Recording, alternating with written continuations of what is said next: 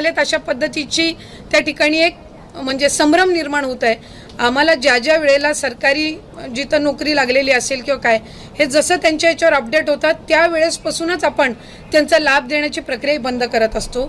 जो 12,000 12,500 पुरुषांच्या संदर्भात पण होता, तिथं काही अशा केसेस आहेत जिथं घरामध्ये महिलेची अकाउंटच नव्हती आणि त्यावेळेला त्यांनी पुरुषांच्या याच्यावर सुरू केलेलं होतं। नंतर स्वतःची स्वतंत्र अकाउंट आल्यानंतर त्यांनी ते अकाउंट बदलण्याचा सुद्धा प्रयत्न केला। आता त्या सगळ्या ह्याच्यामध्ये ही ई-KYCची प्रक्रिया ही अतिशय उपयुक्त ठरणार आहे की याच्यामधनं लाभार्थी जे जेन्युइन आहेत ते 31 डिसेंबरपर्यंत एकदा ई-KYC झालं की मग याच्यामध्ये अशा पद्धतीच्या कुठल्याही घटना ज्या 6-8 महिन्यापूर्वी झाल्या त्या होणार नाहीत।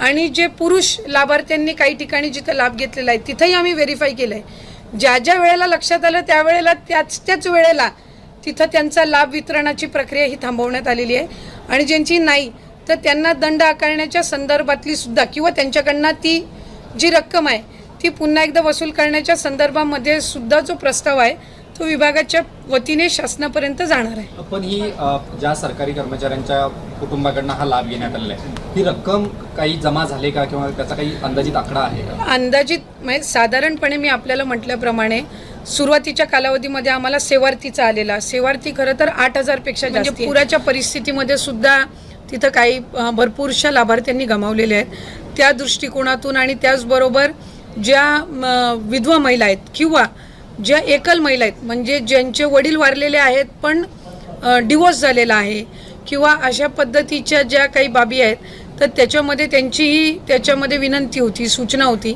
मधल्या कालावधीमध्ये आदरणीय मुख्यमंत्री देवेंद्र फडणवीस साहेब, दोन्ही उपमुख्यमंत्री शिंदे साहेब आणि आदरणीय दादांच्याकडे सुद्धा त्या संदर्भातली चर्चा करण्यात आली आणि 31 डिसेंबरपर्यंत आपण ई-KYC करण्याची मुदत ही वाढवत आहोत। म्हणजे जेणेकरून ज्या काही जिथं अतिवृष्टी झाली, पूर परिस्थिती झाली तिथल्यांनाही महिलांना ई-KYCसाठी त्या ठिकाणी अधिकची मुदतीतून त्यांना ई-KYCची प्रक्रिया पूर्ण करता येईल।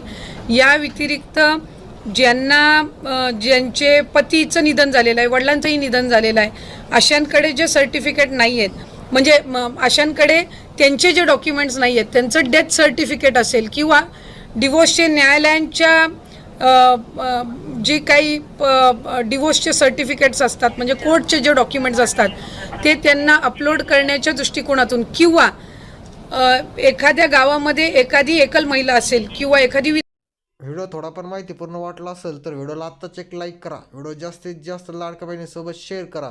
चला तर भेटूया पुढच्या नवीन व्हिडिओमध्ये। धन्यवाद।